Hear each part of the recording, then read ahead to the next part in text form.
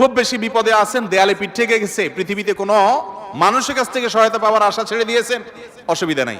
এই তিনটা আমলকে আপনি নিজের জন্য বাধ্যতামূলক করেন, ইনশাআল্লাহ তাআলা হেফাজত করবেন। জীবনে বহুবার আমি আমলটা করে দেখেছি, কঠিন কঠিন বিপদে আল্লাহ তাআলা কিভাবে উদ্ধার করেছেন আমি নিজে অবাক হয়ে গেছি, সারপ্রাইজড হয়ে গেছি। কোন বিপদে পড়লে দোয়া ইউনুস খতম করে দোয়া করা যাবে কিনা? ভাই, দোয়া ইউনুস এটা যে কোনো বিপদে পড়াটা হাদিস এবং কোরআন উভয়টি দ্বারা প্রমাণিত। কোরআনে কারীমে আল্লাহ রাব্বুল আলামিন বলেছেন যে ওয়া কাযালিকা নুনজিল মুমিনিন। ইউনুস আলাইহিস সালাম বিপদে পড়ার পর তিনি যে দোয়া করেছেন, লা ইলাহা ইল্লা আনতা সুবহানাক ইন্নী কুনতু মিনাজ জালিমিন, এই বাক্যগুলো পড়ার পর এগুলো বলে বলে আল্লাহর কাছে তিনি দোয়া করেছেন, আল্লাহ তাআলা তার বিপদ উদ্ধার করেছেন। বিপদে পড়ার পর তিনি যেরকম উদ্ধার হয়েছেন এগুলো পড়ে আল্লাহ তাআলা কোরআনে এই দোয়ার উল্লেখ করে, এই বাক্যগুলোর উল্লেখ করে এরপরে বলেছেন ওয়া কাযালিকা নুনজিল মুমিনিন, একই ভাবে তাকে যেরকম এই বাক্যগুলো, এই জিকিরগুলোর মাধ্যমে আমি রক্ষা করেছি, হেফাজত করেছি ওই বিপদ থেকে, মাছের পেট থেকে, একই ভাবে আমি মুমিনদেরকেও রক্ষা করব। নবী করিম সাল্লাল্লাহু আলাইহি সাল্লাম বলেছেন যে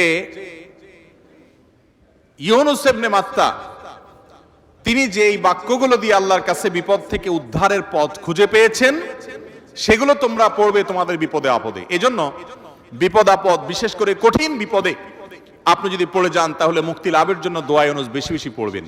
এর পাশাপাশি আরো দুটি আমলের কথা বলতে পারে, যেটা আমার জীবনে বহুবার আমল করে দেখেছি, আমি হাতে হাতে পেয়েছি আলহামদুলিল্লাহ। এক নম্বর হলো দোয়া ইউনুস, আরেকটা হলো ইস্তেগফার। এটাও হাদিসে আসছে, নবী করিম সাল্লাল্লাহু আলাইহি সাল্লাম বলেছেন মান লাজিমাল ইস্তেগফার, যে ব্যক্তি ইস্তেগফারকে লাজিম বানায় নেয়। লাজিম বানায় নেয় মানে কি? মানে পড়তেই থাকে, থামে না। টয়লেটে গেছে তখন শুধু বন্ধ, খাচ্ছে তখন শুধু বন্ধ, ঘুমাচ্ছে তখন শুধু বন্ধ, আর সারাক্ষণ পড়তেই থাকে ইস্তেগফার। আস্তাগফিরুল্লাহ ওয়া আতুবু ইলাইহি, সাইয়্যিদুল ইস্তেগফার বা যে কোনো ইস্তেগফার, সবচেয়ে ছোট ইস্তেগফার আস্তাগফিরুল্লাহ আস্তাগফিরুল্লাহ, এটা যে পড়তেই থাকে, নবী করিম সাল্লাল্লাহু আলাইহি সাল্লাম বলেছেন তার যে কোনো বিপদ থেকে বের হওয়ার জন্য আল্লাহ তাআলা নিজে পথ দেখায় দেন। এমন ভাবে পথ দেখাবেন সে কল্পনাও করবে না। এবং জীবনে বহুবার আমি আমলটা করে দেখেছি, কঠিন কঠিন বিপদে আল্লাহ তাআলা কিভাবে উদ্ধার করেছেন আমি নিজে অবাক হয়ে গেছি, সারপ্রাইজড হয়ে গেছি। নাম্বার 3, দুরুদ। দুরুদের ক্ষেত্রেও হাদিসে একই কথা বলা আছে, যে ব্যক্তি দুরুদ বেশি বেশি পড়বে ওই ব্যক্তির সমস্ত পেরেশানি থেকে মুক্ত হওয়ার জন্য এই দুরুদ যথেষ্ট হয়ে যায়।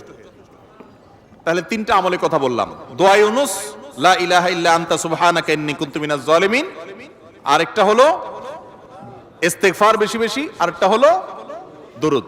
খুব বেশি বিপদে আছেন, দেয়ালে পিঠ থেকে গেছে, পৃথিবীতে কোনো মানুষের কাছ থেকে সহায়তা পাওয়ার আশা ছেড়ে দিয়েছেন, অসুবিধা নাই। এই 3টা আমলকে আপনি নিজের জন্য বাধ্যতামূলক করেন, ইনশাআল্লাহ তাআলা হেফাজত করবেন। তবে দোয়া ইউনুসের আমলের উপকারিতা পাওয়ার জন্য সেটা বিশেষ কোনো সংখ্যক বার পড়তে হবে কিনা, এই ব্যাপারে কোনো হাদিস থেকে কোনো সংখ্যার, বিশেষ কোনো সংখ্যার কথা উল্লেখ নাই। যত বেশি সম্ভব পড়বেন। দুনিয়াবি কোনো বিষয় হাসিলের জন্য অভিজ্ঞতার আলোকে, রুকিয়া হিসাবে, ঝাড়ফুঁক হিসাবে, বা দুনিয়ার কোনো কাজে আল্লাহর কাছে প্রার্থনার অংশ হিসাবে তাজরিবা দ্বারা অনেক আমল, যেমন ঝাড়ফুঁকের মধ্যে যেরকম, রুকিয়ার মধ্যে যেরকম বিভিন্ন আমল, আয়াত, হাদিস, সংখ্যা ঠিক করে আপনার ওলামা একরাম করে করে সেটা তাজরিবা পেয়েছেন, ওই আলোকে করা যায়, সেভাবে করা যেতে পারে। কিন্তু সওয়াবের আশা যদি হয় যে এত সংখ্যক বার পড়লে এটা হবে, তাহলে সেটা হাদিস দ্বারা প্রমাণিত না। আর মৃত ব্যক্তির জন্য যদি হয় তাহলে তো সেক্ষেত্রে আরো এটাকে সংখ্যা ঠিক করে করার কোনো গ্রহণযোগ্যতা নাই। কারণ সংখ্যা যদি হাদিস এবং কোরআনে উল্লেখ না থাকে, আমরা কেউ সংখ্যা বসায় দেওয়ার অধিকার আমাদের নাই।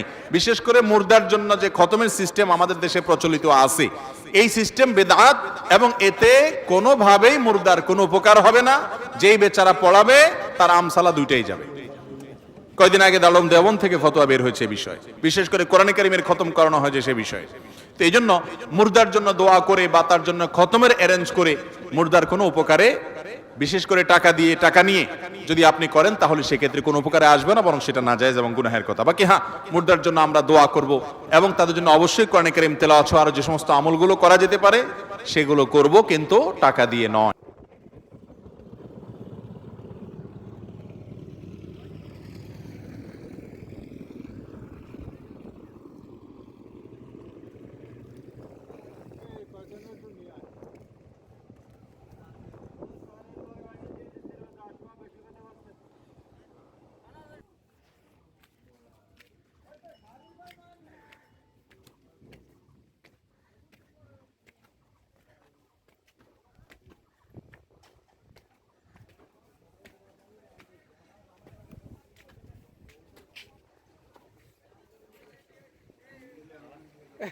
তুফান বছরে একবার আসে।